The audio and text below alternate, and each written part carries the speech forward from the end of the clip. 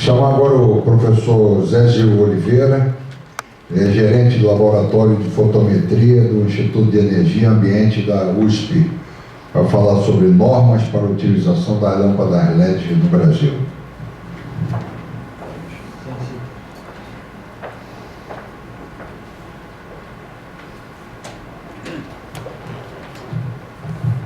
Bom dia para todos e para todas.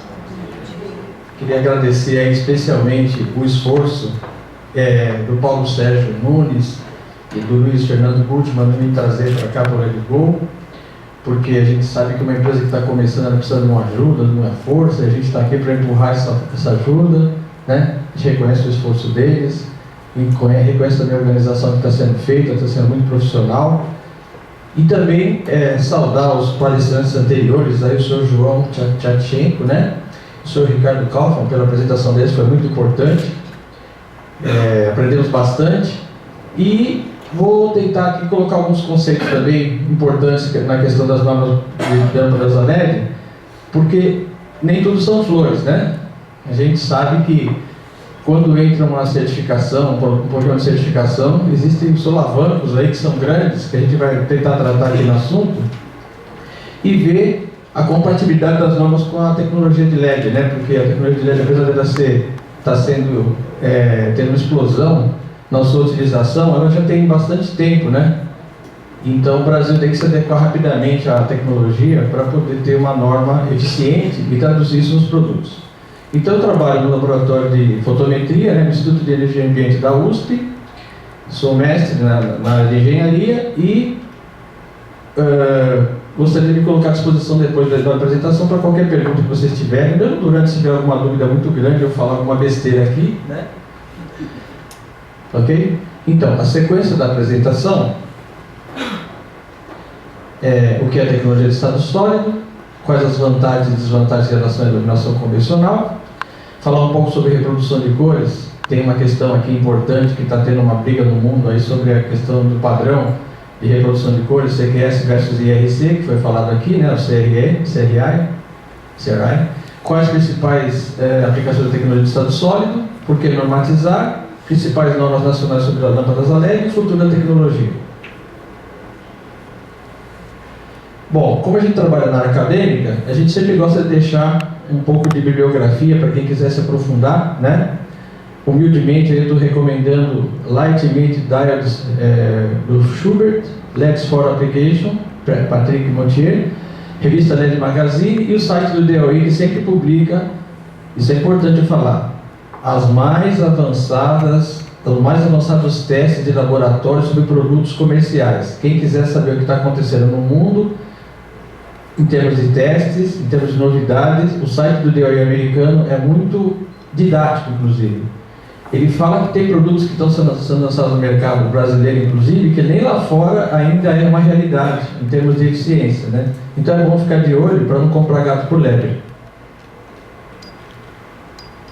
Bom, aqui é um conceito básico de espectro eletromagnético, mas só para a gente poder ver em relação ao comprimento de onda, né? O comprimento de onda mais curto, ele prejudica mais a saúde, que é o raio-x, né, ultravioleta, raios gama, né? E os raios de comprimento de onda mais longo, eles têm menos problema com relação a isso e estão relacionados a construções, seres humanos, abelhas, né, alfinetes. É um comprimento de onda que você consegue enxergar, inclusive. O visível, ele está aqui entre 380 e 780 nanômetros, que é o que a gente vai trabalhar na iluminação, né? E a temperatura de cor, que a gente trabalha também mais próximo da gente, está na faixa dos 300 Kelvin até os 10.000 Kelvin. Bom, conceito básico de visão humana. Tem a visão escotópica e a visão fotópica. Esse termo para muita gente aqui é familiar, eu estou só repetindo para dar uma fixada. E falando que a curva de sensibilidade do olho humano, ela tem um pico, né, durante o dia, que é o amarelo esverdeado, e à noite é o azul, que você enxerga melhor. Então aqui dá para ver bem essa questão, né? O azul aqui à noite e o amarelo esverdeado durante o dia. Então isso vai impactar na iluminação pública e vai impactar na iluminação de interiores. Aqui é uma figura com o olho humano enxerga as cores, né? Então estou mostrando aqui o pico de sensibilidade com 555 nanômetros, né? A faixa é 380 a 780 por volta disso. Para o lado de cá está os vermelhos, para o lado de cá está os azuis, né? No meio está o verde amarelado. Bom, e aqui tem uma outra questão também que é importante falar, sobre a questão de distinção entre radiometria e fotometria, né? A radiometria, ela pega todos os comprimentos de onda e todas as faixas de energia, e a fotometria é só no sinal visível, né? Eu posso ter duas fontes monocromáticas com o mesmo fluxo radiante, mas com diferente fluxo luminoso, ou seja, eu posso ter um produto, uma fonte luminosa, que ela está varrendo o espectro desde o ultravioleta até o infravermelho, mas eu só vou enxergar a parte visível. E aqui eu coloquei um gráfico tentando ilustrar a questão de uma lâmpada incandescente versus um espectro de um LED branco. E eu mostro aqui que o LED branco ele tem, como foi mostrado aqui, o espectro com picos no azul e picos no vermelho, né? Não é uma reprodução de cor ideal, e aqui o espectro da lâmpada incandescente. Na figura a seguir, eu mostro o espectro colorido, né? Então dá para ver que realmente a lâmpada incandescente ela tem um espectro vermelho bem pronunciado aqui, o azul bem fraquinho, né? E o amarelo esverdeado na metade. O ideal seria que fosse como o professor Kaufmann mostrou aí, que seria como se fosse o Sol, né? O Sol tem um espectro contínuo, praticamente na faixa visível. Aqui eu estou mostrando também o espectro medido no laboratório de lâmpada fluorescente compacta, que é essa que está sendo substituída pelo LED, praticamente, né? Então você tem aqui os picos no azul, é como se fosse uma lâmpada fluorescente popular, né? Tem o mesmo. E aqui foi criado um fósforo de forma que você pudesse reproduzir melhor o ciano, o vermelho, para não ficar uma distorção de cor muito forte, mas mesmo assim ainda não é o ideal. Aqui uma multivapor metálica, vocês podem ver que isso aqui é uma iluminação feita para fachadas, né, praticamente, para iluminação de monumentos e praças. Então você tem o azul aqui, o amarelo esverdeado e o vermelho bem fraquinho, né? Então não reproduz bem as cores também. E o espectro da lâmpada a vapor de sódio, que é usada na rua, né? O espectro dela por volta de uns 580, por aí, né? Então é bem amarelado, né? Você pode ver que é bem amarelado, está bem no meio do amarelo. E aí um LED branco, de 6.500 Kelvin, né? Não importa ainda a reprodução de cor dele, mas dá para mostrar que ele tem um azul bem forte e um vermelho bem fraquinho, né? 6.500 Kelvin é realmente mais azulado. E aqui também a primeira publicação sobre observação do efeito eletroluminescente, que deveria ser mais tarde chamado de LED, né? Porque usou semicondutores, e utilizou então o carborundo, né? Um material abrasivo que produziu então o primeiro efeito luminescente. E aqui os inventores do LED azul, como foi falado aqui, a partir de 95 você tem o LED azul, porque antigamente você não podia fazer o LED branco com uma tecnologia mais convencional, porque você não tinha um LED azul. Então os japoneses aí, eles criaram esse LED azul, ganharam o prêmio Nobel de Física em 2014. E existem três formas de conversão de luz de LED azul dos LEDs em luz branca, né? O LED azul mais camada de fósforo, mais utilizado para iluminação, LED UV mais camada de fósforo e RGB, que já foi falado aqui também. Essas tecnologias foram conversadas aqui nas apresentações anteriores, mas eu estou reforçando essas três tecnologias, as mais usadas. E aí, falando sobre LED, todo mundo conhecia o LED como LED de sinalização, né? LEDs pequenos, 8mm, 5mm, 3mm, são LEDs pequenos comparados com o quadrito de fósforo aqui. Hoje, os LEDs têm invólucros de potência, LEDs têm invólucros diferentes, né? Montagem plana, montagem redonda, invólucro com lado emissor, né? Com tipo uma estrela, né? Tem até um nome LED Star também, né? Então você tem invólucros diferentes daqueles anteriores que são mais conhecidos, que são mais antigos. E quais são as vantagens e desvantagens em relação à iluminação convencional? Bom, o NRC, o Instituto Americano, é o principal laboratório privado sobre pesquisa de normas de LEDs, porque, na verdade, eles criam as normas e os laboratórios do DOI testam para ver se essas normas estão de acordo, né? Então, eles indicam a depreciação do fluxo luminoso elevada maior que 30% a de 50 mil horas. Então, o chamado L70 para o LED, que não é de potência, de baixa potência, ele tem uma depreciação muito grande. Então, ele não atinge com 50 mil horas com uma depreciação menor que 30%. Também uma questão que tem que ser falada, o LED, na verdade, ele começou lá atrás com a questão de semáforos, por isso que foi falado aqui do LED vermelho, né? Havia um incentivo do governo americano para as empresas de concessionária de energia e de engenharia de trânsito, para poder dar um desconto na conta de energia quem utilizasse LED no vermelho, porque não tinha condição de fazer o LED mais barato ser o LED azul, o LED amarelo e o LED verde. Então tinha um incentivo para a produção do LED vermelho. E também a indústria automotiva, considerando o avanço que tinha de LED na época, ela também usou muito para a parte de freio, né? Depois ela foi utilizando para outras áreas, mas começou na área de freio, no uso de freio vermelho. E esse mesmo estudo do LRC, ele indicou uma vida mediana abaixo de 12 mil horas. Então, as falhas catastróficas, que são B50, ou seja, 50% dos LEDs falhando definitivamente essas 12 mil horas. Então, você tinha um problema que tinha baixa vida mediana e alta depreciação. Então, esse LED de baixa potência, que são aqueles que eu mostrei lá, que parecia a cabeça de fósforo, né? Eles tinham uma vida baixa e uma depreciação alta. Então foi pesquisado que os LEDs de alta potência realmente eles atingiam acima de 50 mil horas, com depreciação de fluxo maior que 30% e menor que 30%, desculpa, e as normas foram criadas então para poder distinguir produtos de baixa qualidade, que são a LM79 e a LM80 que abordam a questão tanto da medição, métodos de medição de fluxo luminoso, como também depreciação lumínica. Então, as LEDs de potência passaram a ser observados como LEDs realmente utilizados para iluminação, porque tinham baixa depreciação e alta vida útil. Aí, eu vou mostrar gráficos aqui sobre a evolução tecnológica da iluminação artificial.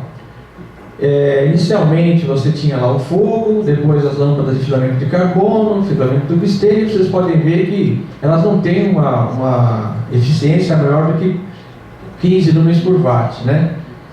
A partir de 95, o LED azul ele passou a se desenvolver e se tornou um LED branco, e o LED branco está chegando numa eficiência aqui por volta de 200 lumens por watt, por volta de 2015, por aí, né? Tem mais ou menos uma previsão aqui bem acertada. As outras fontes de luz já chegaram no limite, por exemplo, as lâmpadas fluorescentes, as lâmpadas de alta potência, elas não conseguem ultrapassar aqui por volta de uns 60, 70 lumens por watt, e as HID por volta de 100, 120. Então, são tecnologias que já estão esgotadas em termos de avanço, né? Enquanto isso, o LED continua crescendo. E aqui eu fiz uma tabela para a gente poder sintetizar a questão da eficiência luminosa e da vida útil, né? Para você enxergar bem a questão da eficiência luminosa e da vida útil, não só em gráfico, mas também numa tabela. A lâmpada incandescente, ela tem no máximo 11 lumens por watt, 1000 horas de vida útil para as 220, lâmpada fluorescente compacta 60 lumens por watt, 8000 horas. Tem com mais vida útil maior, mas aí o preço fica proibitivo, né? Lâmpada fluorescente tubular 80 lumens por watt, 24.000 horas, não dura isso aqui nem a pau, né? Na minha casa dura no máximo 2.000 horas. Lâmpada a vapor de mercúrio 40 lumens por watt, 16.000 horas. Lâmpada a vapor de sódio 120 lumens por watt, 18.000 horas. Lâmpada a vapor metálico 90 lumens por watt, 14.000 horas. E a lâmpada LED, que aqui eu já coloquei os avanços laboratoriais e as publicações mais recentes, 200 lumens por watt, acima de 50.000 horas. Considerando que o driver da lâmpada tem a mesma vida útil do LED, porque o LED sem o driver ele não funciona para iluminação, tem que ter um driver para poder transformar corrente alternada em corrente contínua, ou então utilizar a corrente contínua direto no LED. E aqui eu coloquei também um gráfico de uma previsão que tinha a respeito da eficiência luminosa do LED branco. Dizia que por volta de 2020 ele chegaria em 180 lumens por watt. Essa previsão já foi superada, já comentei aqui com vocês que isso aqui já está em 200 lumens por watt e no segundo semestre do ano que vem já vai ser comercial e a preços competitivos. Aqui já foi falado sobre invólucro de LED, mas eu estou mostrando aqui duas tecnologias de fabricação, né? Pelo menos duas aqui, uma com chip e a outra com lente, né? De silicone. Aqui, os tipos de materiais mais comuns para a fabricação de LEDs, então tem o galho, o índio e o nitrídio, para LED verde, para LED vermelho tem o alumínio, galho, índio e fósforo, né? Então aqui, por exemplo, para semáforo, esse tipo de LED monocromático seria melhor para ter uma melhor reprodução de cor, né? Para o vermelho. Para o amarelo, o âmbar aqui, seria melhor também, né? O alumínio, galho, índio e fósforo, né? Eu já falei do verde. E o azul, que é o galho, índio e nitrídeo, que está aqui nessa faixa, né? Que é o azul intenso, gruis, né?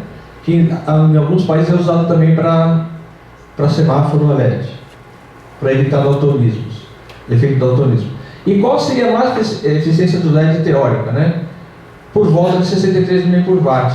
Essa aqui é a eficiência teórica que quer chegar no LED. Porém, ele vai ter um deslocamento com relação à cor. Então vai ter que ter feito um trabalho de fósforo no fósforo para você compensar esse deslocamento de cor que vai ter. Mas a previsão é que chegue em 683. Hoje está em 200, né? Está por volta disso aqui.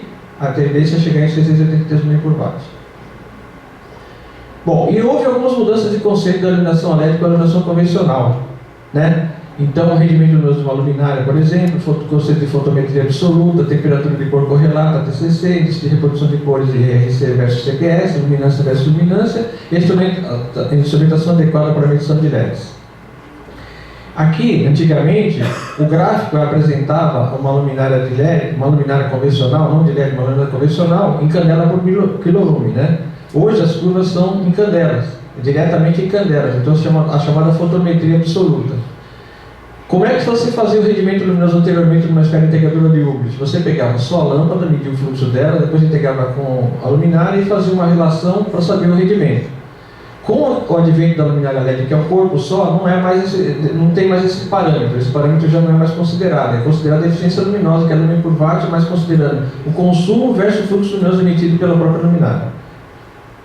E aqui também a necessidade de ter uma instrumentação adequada para medir LEDs, né? Porque, considerando aqui essa publicação, você tem aqui um fotômetro comercial sem calibração, né? De baixa qualidade, a medida que ele dá em relação ao fotômetro calibrado. Está vendo que tem uma diferença muito grande de curvas. Então você também tem que ter uma instrumentação adequada para medir a questão do fluxo luminoso gerado e da iluminância gerada pelo LED. Aqui também, com relação à aparência de cor da luminária, alguém falou aqui que fez um projeto com bastantes luminárias, deu problema de diferença de cores, né? Um dos motivos é a questão do fósforo. Além da produção ela ser desigual, né, o BIM ser desigual, você também tem a questão da implantação do fósforo no chip e no encapsulamento. Então, a 0 grau, eu enxergo ele azul, essa curva azul aqui. Se eu puser 45 graus, eu já enxergo mais roxinho. E se eu enxergar 90 graus, eu enxergo ele amarelo, meio esverdeado, né? Um LED branco, isso é um LED branco, né? Aí eu tirei uma foto aqui, está mostrando, ó, de lado ele tem aqui, ó, de frente ele está azul, né? Mas de lado ele tem um amarelo aqui que aparece, ó, isso daqui, se você pegar em ângulo, embaixo de uma luminária, depois se deslocar e olhar de lado da luminária, você vai ver essa diferença. Então você tem que tomar cuidado com isso, porque na verdade quando você projetar, você tem que projetar uma luminária com cor uniforme. Aqui já foi falado também com o deslocamento da temperatura, eu vou mudando a temperatura, né, com a mesma corrente, e vai ter um deslocamento de cor. Então ele começou com uma cor aqui, foi mudando para cá, para a direita, foi deslocando, né? Então com 20 graus eu tenho uma determinada cor, resposta de cor por olho humano, e vou mudando a temperatura para 30, para 40, para 50, para 60, para 70, eu vou ter uma alteração na cor, na resposta de cor. Isso é importante para quem vai fazer o projeto. E também com relação aqui seria o quê? Seria a depreciação lumínica, né, que eu vou ter em relação à temperatura de junção, né? Para várias temperaturas de junção aqui, eu tenho depreciações lumínicas diferentes. Então afeta também a questão da temperatura de junção, que eu vou mostrar a seguir, a questão do desempenho da luminária e do LED. Tem uma equação fundamental, a temperatura de junção tem função da resistência da temperatura de junção, mais a potência utilizada pelo LED, que é em função da corrente, mais a temperatura ambiente. Então, essas variáveis, elas têm que estar ajustadas, né? Se eu estiver trabalhando com uma determinada temperatura ambiente e com uma determinada temperatura de junção que vai ser dada pela corrente que eu vou aplicar no LED, eu vou ter a temperatura de junção final. Essa temperatura de junção final é que vai me dizer quanto ele vai viver e quanto ele vai depreciar. Então, tem que tomar cuidado com isso no projeto. Aí tem aquela questão da polêmica CQS versus IRC. O IRC, que em inglês é Color Render Index, né, indica qual a finalidade de reprodução de cores que a fonte luminosa proporciona, varia de 0 a 100%. Quanto mais próximo de 100%, melhor a reprodução de cores, comparado com a reprodução de cores proporcionada pelo Sol ou por um iluminante determinado. Então aqui eu estou mostrando fotos iluminadas com 2 iluminantes de mesma temperatura de cor. A da esquerda aqui, ó, o azul distorceu, ficou uma cor meio escura, né, quase preta aqui, né? E o vermelho também ficou vermelho estranho. A cor ideal seria essa daqui, né, com reprodução de cor ideal. Então essa daqui está distorcendo e essa daqui está ideal. Só que elas têm a mesma temperatura de cor, só que índice de reprodução de cor diferente. Aí nessa tabela eu mostro que para uma temperatura de cor por volta de 2000 a 2700 Kelvin, eu tenho um índice de reprodução de cor praticamente 100%, que é uma lâmpada incandescente. Para uma fluorescente compacta, por exemplo, com 2000 a 4000 Kelvin, eu tenho um índice de reprodução de cor mais baixo. Então, ó, eu estou com uma temperatura de cor praticamente igual, só que a reprodução de cor bem diferente, né? Então é o que mostra aquela figura anterior, essa figura anterior que mostrava, né, que eu estou com uma temperatura de cor, mas a reprodução de cor tem uma, da esquerda é uma, da direita é outra. E falando sobre o IRC, como é que é calculado o IRC? É uma paleta de referência de 15 cores de tipos diferentes, com refletância espectral conhecida e disposição espectral também conhecida. Então são as 15 cores. E onde dá problema? Dá problema geralmente com o LED no vermelho, né? O vermelho é um ponto fraco do IRC para o LED. Eu posso ter um índice de produção de cor alto, mas seletivamente na cor vermelha ele pode ser baixo. Então eu estou mostrando aqui nessa figura, por exemplo, no caso eu tenho um índice de produção de cor de 87%, né? Mas o R9, que é o vermelho, eu tenho só 7. Então na composição eu tenho 87, mas no vermelho eu estou reproduzindo só 7. Então o ideal é que ele estivesse próximo desses 87 ou até maior, né? E aí é que vem a entrada do CQS. O Color Quality Scale, ele utiliza 15 cores também, mas porém elas são mais saturadas, variam também de 0 a 100%, há um maior equilíbrio entre cores, e considera a preferência humana. Isso é um fator importante na questão da reprodução de cores. A preferência humana entra no jogado.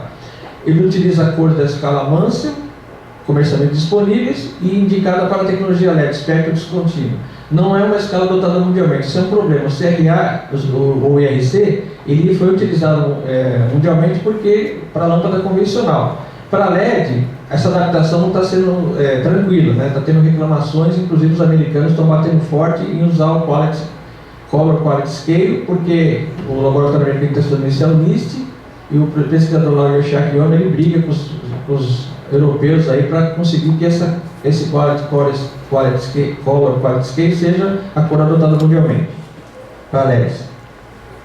E aqui está para ver um exemplo comparando um resultado com o IRC de 80 e o CQS de 73, para ver que o RA deu 80, que é a produção de cor deu 80, né?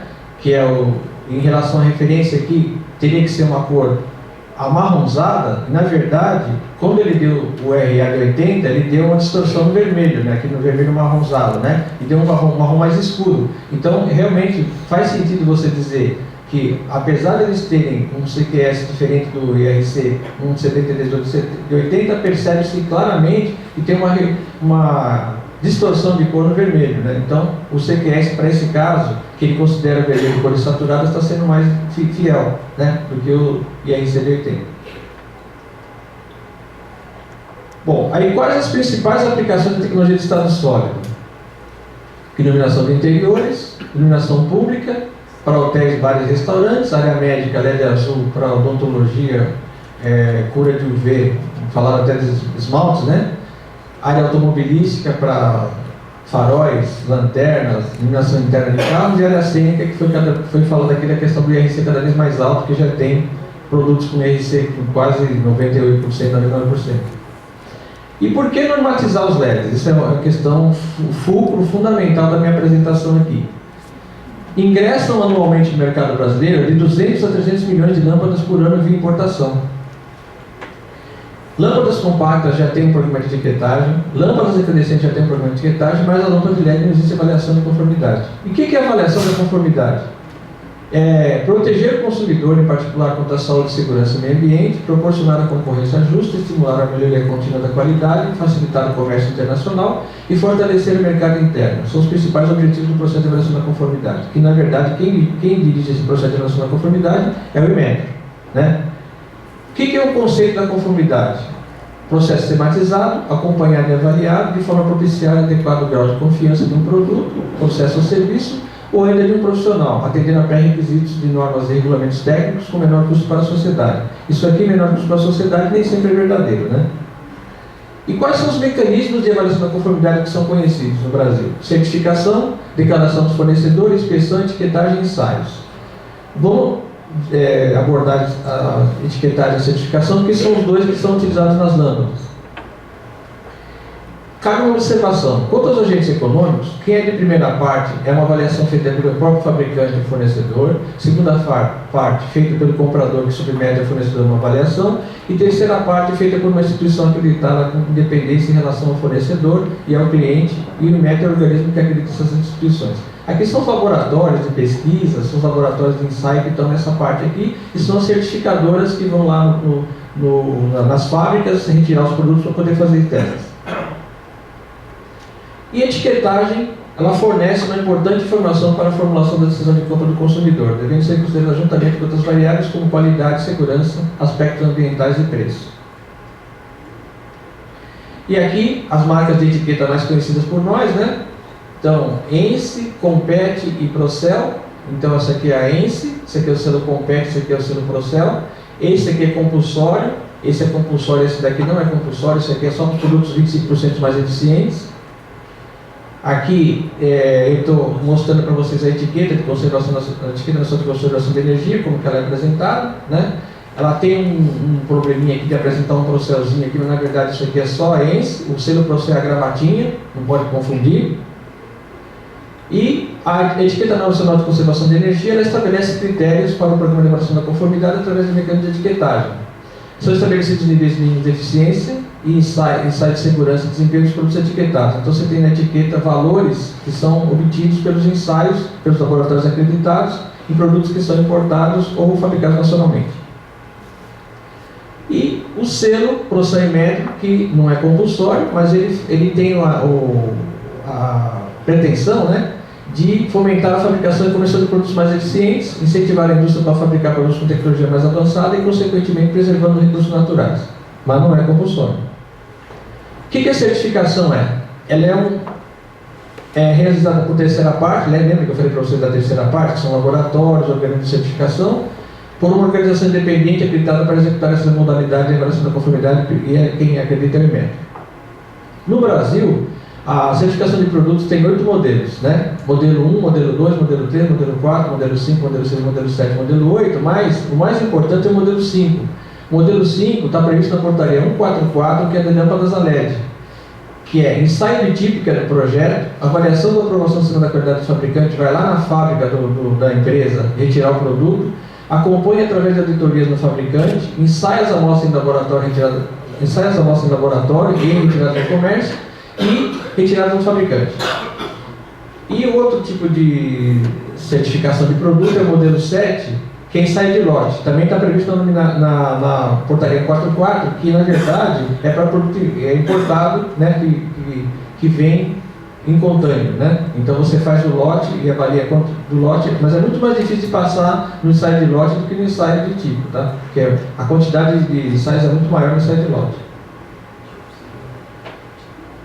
Principais normas nacionais sobre lâmpadas a LED.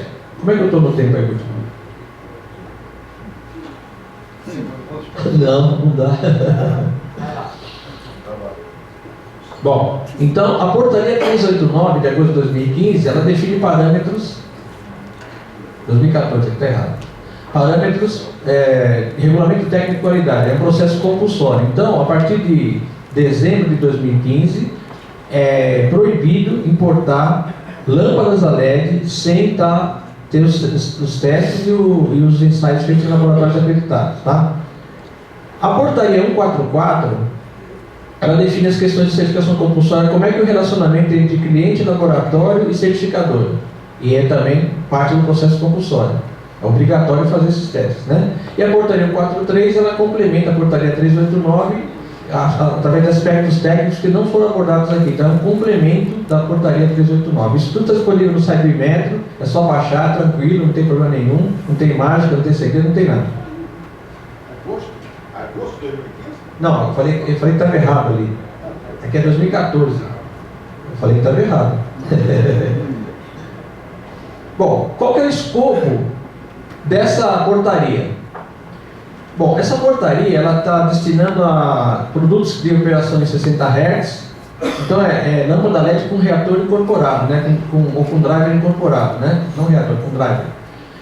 Para tensão de 120 até 220, ou faixa de tensão que engloba essas mesmas faixas, ou de corrente contínua, com proteção contra surto, tensão de alimentação até 350 volts, prevista para os domésticos e similar. Tendo potência nominal até 60 watts, tensão nominal maior que 50 volts até 350 volts, tem as várias bases, tipo de base, tensão nominal até 50 volts, corrente contínua, corrente alternada com outro tipo de base, e lâmpada tubular LED, isso aqui é um problema, né? Lâmpada tubular LED, também conhecida como tubo LED, como dispositivo de controle incorporado que constitui as lâmpadas fluorescentes tubulares de emissões de acordo com a IEC. Então, isso aqui vai dar um problema sério, porque na verdade cada uma liga de um jeito, então você vai precisar fazer um curso para poder ligar essa lâmpada tubular. Contra a nossa vontade, tá, pessoal? A gente foi contra isso daí, tá?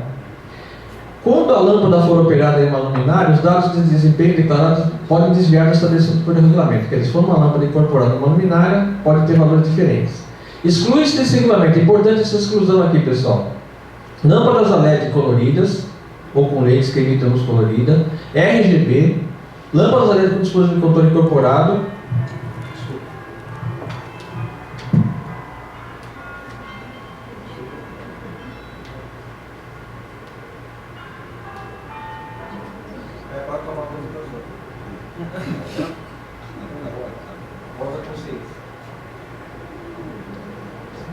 Mandaram o aviso para você. Tá bem treinadinho aqui. Desculpa, pessoal. Então, e também os OLEDs, né? Só que o OLED, para mim, ele tem mais futuro do que o LED inorgânico, né? O OLED é um OLED orgânico, né? E ele pode ser facilmente patenteável através de equações e fórmulas de química, que você pode fazer uma patente. Só que o problema do OLED ainda, ele tem uma vida útil baixa e uma depreciação alta. Mas está se investindo muito dinheiro no mundo para esse OLED se tornar um produto comercial e ser utilizado em iluminação em larga escala. Algumas feiras internacionais já apresentam produtos assim.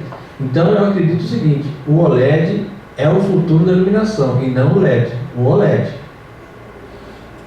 Bom, e aí, o selo Procel, como eu falei para vocês, não é compulsório, né? Ele é apenas para 25% dos produtos mais eficientes. Os ensaios aqui, segurança, mas não pede compatibilidade eletromagnética, potência, fluxo no mesmo inicial, eficiência energética, fator de potência, distorção harmônica, equivalência de potência, temperatura de cor correlata, índice de produção de cores, vida declarada e garantia. Aí, essa garantia mínima de 3 anos é importante. Se você comprar um produto com selo Procel, durante 3 anos ele não pode falhar. Se ele falhar, você pode, com a nota fiscal, requerer a garantia. Principais pontos da portaria 389. Ela é uma portaria de certificação, mas ela está falando em ENSE. É a primeira vez que acontece isso para a iluminação, né? A ENSE era só dada para produto etiquetado. Para produtos certificados, não tinha questão da ENSE, né? Aparece lá, ensaio de desempenho, segurança e compatibilidade eletromagnética segundo critério de família. Qual é o critério de família? Mesma unidade de Fabril, a gente percebe que tem fabricante de LED, importador de LED, que compra de 5 fábricas diferentes, ele vai ter que certificar 5. Mesma tecnologia do LED, Dual Line, SMD, Chip On-Board, Chip On-Board, High Power, Mid Power, mesma vida declarada, mesmo tipo de lâmpada, conforme alguns modelos, né, que são mostrados nessa tabela aqui. Essa tabela está dividida em tipo de lâmpadas em omnidirecionais, que são as não direcionais, as direcionais, decorativas e tudo LED. Então tudo isso faz parte da família. Para dar um exemplo aqui, uma família com 5 modelos, eu pego um modelo com ensaio completo e os outros 4 modelos apenas ensaio de eficiência energética, que são aqueles que eu falei para vocês do cedo. Ensaio de lâmpada LED de várias fases e ensaio de lâmpadas tubulares. Então isso aqui está dentro do escopo da família também, né? Aí eu fiz um resumo aqui dos ensaios, de marcação, a parte de segurança, né? Ensaios de segurança. Marcação, intercambiabilidade, que é você verificar se a base que você usa na lâmpada serve numa base que está normalizada no Brasil. Proteção contra contato acidental de partilha, precisando tomar choque elétrico na lâmpada. Compatibilidade eletromagnética para ver se a lâmpada ela emite alguma interferência eletromagnética que vai prejudicar, por exemplo, televisores, rádios e outros equipamentos elétricos. Ver se a isolação está correta, se você torce a lâmpada e ela não quebra, ou se ela não solta no casquilho. Resistência ao aquecimento para ver se ela aquece e também não desmancha. E resistência chama de ignição para ver se ela não pega fogo, né? O material que é fabricado ela não pega fogo.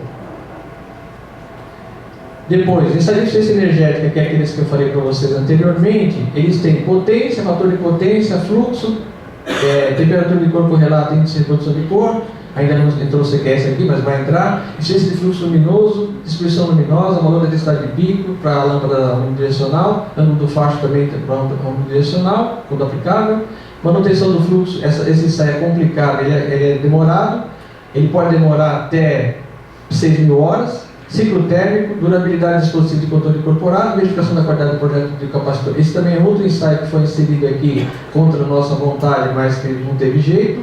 É você pegar um capacitor eletrolítico que tem na lâmpada, colocar no aquecimento e verificar se ela varia o fluxo da lâmpada. Isso aqui é ensaio artesanal, demorado e caro. E desgaste acelerado caso haja capacitor eletrolítico também. São dois ensaios que são coligados. Aqui são ensaios adicionais para manutenção do fluxo luminoso conforme a fase 1. A fase 1 é, ou você declara que ela tem dados de LM80, ou você não tem o LM80, você tem que passar por testes para comprovar que o seu LED obedece ao LM80. A maioria dos fabricantes estão declarando que tem LM80. E para fazer a manutenção porque assim, a cada ano, você repete os ensaios para verificar se aqueles produtos que você ensaiou no ano anterior estão mantendo a mesma qualidade do produto. Então você tem ensaio de marcação no ano 1, no ano 2, no ano 3, intercambiabilidade só no ano 1, proteção contra contato acidental em partículas só no ano 1, compatibilidade eletromagnética só no ano 1, resistência de isolação no ano 2, resistência à torção no ano 2, não faz no ano 3, no ano 1, e resistência a aquecimento no ano 3. Os outros também aqui são colocados divergentemente para cada ano, né, um ensaio. E esses ensaios são o mesmo lote de amostras ou são repetidos? Como assim? Ano 1, ano 2, como é que é isso? O mesmo lote de amostras? Ou... Não, quando você está fazendo manutenção, você está fazendo o mesmo modelo. Certo. Né? Só que não necessariamente o que você... Não o mesmo lote. Não o mesmo lote. Você tem que pegar ou no comércio ou no fabricante. Ou nos dois. Bom, então é importante normatizar porque você tem normas para lâmpada incandescente, tem normas para lâmpada compacta, né? Então a LED também tem que entrar nessa questão, até porque está entrando muito produto de baixa qualidade no Brasil. Todo mundo pode ver, tem lâmpada que dura uma semana, tem lâmpada que dura um mês, tem lâmpada que dura um minuto, então tem que ter, é verdade, tem que ter, né, uma normalização no Brasil. Todo mundo dando risada porque é verdade que eu falei. Tem que saber comprar. Tem que saber comprar. Espero que a Red Go oriente bem os clientes. Então, e aí também, com relação à normalização, o Inmetro ele forçou um pouco a barra para normalizar logo. Por quê? Porque também existe um apelo para a economia de energia, né? Nós estamos num problema sério de consumo de energia, então a entrada mais rápida do LED com normas conhecidas e regras conhecidas, né, vai favorecer também a economia de energia. E aí eu vou falar um pouco aqui do futuro da economia, da tecnologia de estado sólido. Todo mundo já falou, mas eu vou repetir, não custa nada. Baixo consumo de energia elétrica, rápida evolução de tecnologia, longa vida útil acima de 30.000 horas, quando eu coloquei aqui, mas aqui já está acima de 50.000, elevada eficácia, lumen por watt, produto compacto e robusto, reduz a utilização de ar-condicionado, excelente reprodução de cores, ecologicamente correto e sustentável energeticamente.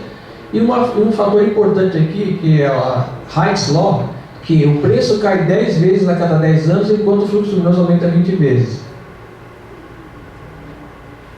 Então, o preço cai 10 vezes a cada 10 anos, enquanto o fluxo luminoso aumenta 20 vezes. Isso aqui está se verificando corretamente, tem gráficos que mostram isso aqui, nas publicações científicas, e mostram que essa lei realmente está valendo.